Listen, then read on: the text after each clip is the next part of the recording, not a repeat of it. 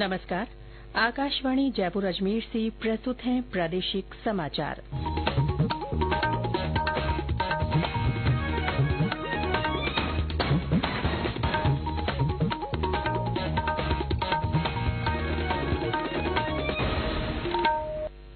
मुख्य समाचार। लोकसभा चुनाव के दूसरे चरण के लिए नामांकन दाखिल करने का आज अंतिम दिन। कल होगी नामांकन पत्रों की जांच।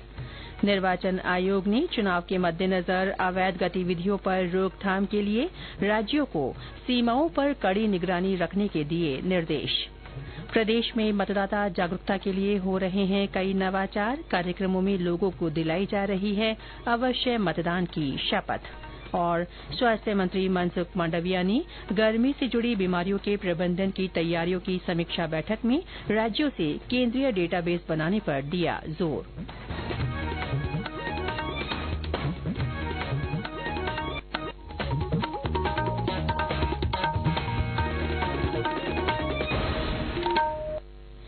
समाचारों के साथ मैं रितिका गुप्ता। और अब समाचार विस्तार से। देश में लोकसभा चुनाव के दूसरे चरण के लिए नामांकन दाखिल करने का आज अंतिम दिन है। इस चरण में 12 राज्यों और केंद्र शासित प्रदेशों की 88 लोकसभा सीटों पर चुनाव होंगे। दूसरे चरण में प्रदेश की 13 सीटों पर चुनाव होना है। कल नामांकन पत्रों की जांच होगी और 8 अप्रैल तक नाम वापस लिए जा सकेंगे।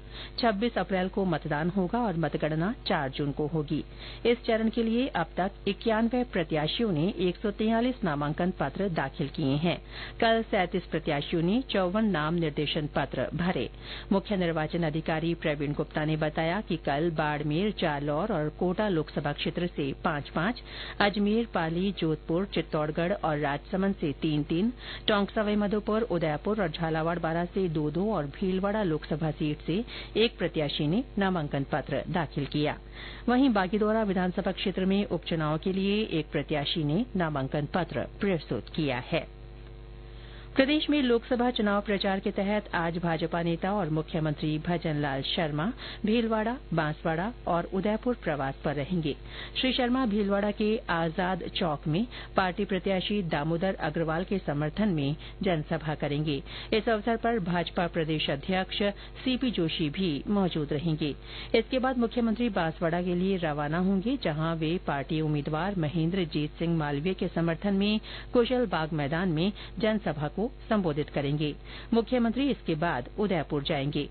इधर पूर्व मुख्यमंत्री और वरिष्ठ कांग्रेस नेता अशोक गहलोत आज जालौर से पार्टी प्रत्याशी वैभव गहलोत की नामांकन सभा को संबोधित करेंगे। इस अवसर पर पार्टी के अन्य वरिष्ठ नेता गोविंद सिंह डोटासरा और टीकाराम जूली भी मौजूद रहेंगे और अपना संबोधन देंगे।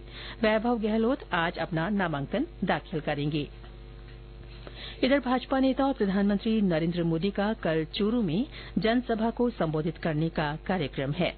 पार्टी के प्रदेश महामंत्री श्रवण सिंह बगड़ी ने बताया कि प्रधानमंत्री कल सुबह जयपुर एयरपोर्ट पहुंचेंगे, जहां से वे चूरू के लिए रवाना होंगे। श्री मोदी चूरू के पुलिस लाइन मैदान में रैली को संबोधित करेंगे। इस दौरान पार्टी के वरिष्ठ नेता और पदाधिकारी मौजूद रहेंगे।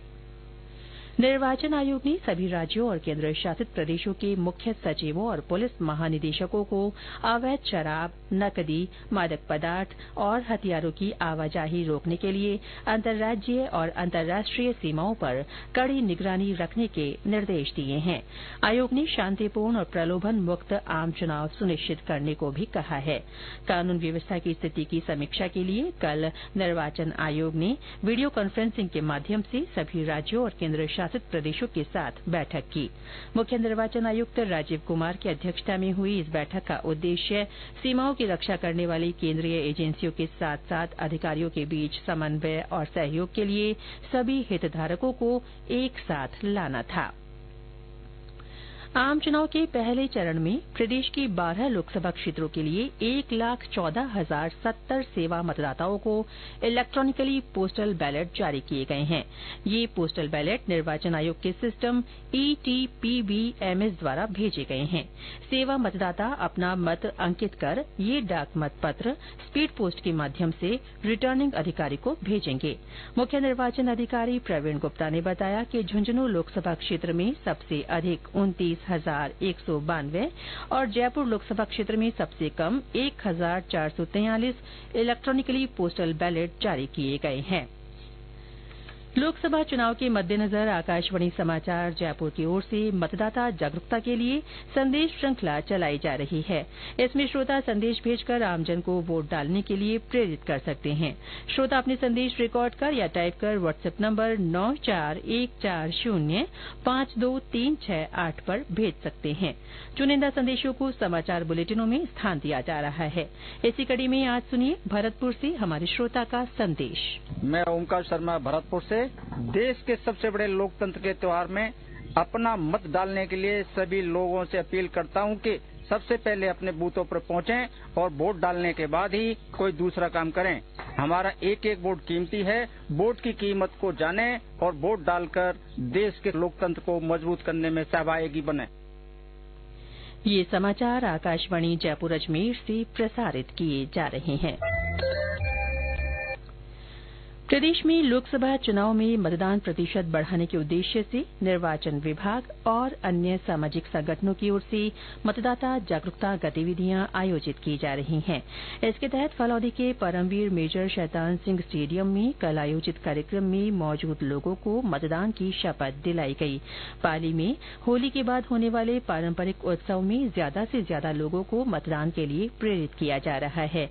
सवाईमाधोपुर के शहीद कैप्टन रिपुदमन सिंह राजकीय स्नातकोत्तर महाविद्यालय में कल शिक्षकों और विद्यार्थियों को आवश्यक रूप से मतदान करने की शपथ दिलाई गई।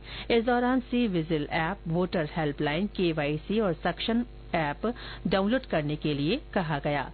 सीकर जिले के धोद और पिपराली में घर घर जाकर मतदाताओं को जागरूक किया जा रहा है। इसके लिए आंगनबाड़ी कार्यकर्ताओं को प्रशिक्षण दिया गया है। आंगनबाड़ी की महिला कार्यकर्ताओं ने लघु नाटिका के माध्यम से मतदान करने का संदेश दिया। हमारे भरतपुर संवाददाता ने बताया कि शहर में पहले मतदान फिर कोई काम थीम पर रैली निकाली गई और लोगों को मतदान करने की शपथ दिलाई गई। स्वीप कार्यक्रम के तहत बयाना में निर्वाचन आयोग के निर्देश पर पहले मतदान फिर कोई काम थीम को लेकर रैली निकाली गई और लोगों को मतदान करने की भी शपथ दिलाई गई। इस दौरान मतदाता गीत की भी प्रस्तुति देकर 100% मतदान करने का आह्वान किया गया। जागरूकता अभियान के तहत लोकतंत्र को मजबूत करने के लिए निर्भय होकर निष्पक्ष तरीके से मतदान करने पर जोर दिया गया। वहीं भरतपुर में नगर निगम की ओर से ऑटो टिपर के माध्यम से मतदान गीत के जरिए अलग जगाई गई और उधर संभागीय आयुक्त सामरबल वर्मा ने हरियाणा बॉर्डर का निरीक्षण किया और आने जाने वाले वाहनों की सजगता के साथ जांच करने के निर्देश दिए। उन्होंने सीसीटीवी कैमरा लगवाने तथा वाहनों की वीडियोग्राफी कराने पर भी जोर दिया। शिव कुमार वशिष्ठ, आकाशवाणी समाचार, भरतपुर। जैसलमेर में शांतिपूर्ण, निष्पक्ष और भयमुक्त मतदान के लिए पुलिस और सीमा सुरक्षा बल के जवानों ने कल जिले के विभिन्न गांवों में फ्लैग मार्च निकाला। सवाईमाधोपुर में जिला निर्वाचन अधिकारी और पुलिस अधीक्षक ने कल खंडार विधानसभा क्षेत्र के विभिन्न मतदान केन्द्रों का निरीक्षण किया। स्वास्थ्य मंत्री मनसुख मांडविया ने गर्मी से संबंधित बीमारियों के प्रबंधन की तैयारियों की समीक्षा बैठक की।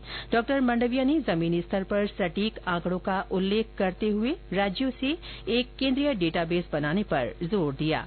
डॉ मांडविया ने लोगों को लू से बचने के लिए पर्याप्त मात्रा में पानी का सेवन करने की सलाह दी। हीट वेव की संभावना इस साल ज्यादा है। मेरा सुझाव है कि आप पानी पीते रहिए। किसान हो, खेत में काम करने वाले मजदूर हो, कंस्ट्रक्शन या और टाइप के जो काम करते हैं सभी मजदूर वर्ग के लिए कि आप साथ में पानी रखें। समय समय पर जूस भी ले सकते हो। आप प्रिकॉशन रखेंगे तो हम हीट स्ट्रोक से बच सकते हैं। कोई जगह पे किसी को हीट स्ट्रोक लगे तो तुरंत ही सबसे नजदीक आयुष्मान आरोग्य मंदिर है, उसका भी संपर्क आप कर सकते हो। आज अंतर्राष्ट्रीय खदान जागरूकता दिवस है। खदान, लैंड माइन्स संबंधी गतिविधियों, मानवता के लिए इनके खतरों और इनसे बचने के उपायों के बारे में जागरूकता फैलाने के लिए हर साल 4 अप्रैल को ये दिन मनाया जाता है। और अंत में मुख्य समाचार एक बार फिर। लोकसभा चुनाव के दूसरे चरण के लिए नामांकन दाखिल करने का आज अंतिम दिन है। कल नामांकन पत्रों की जांच की जाएगी।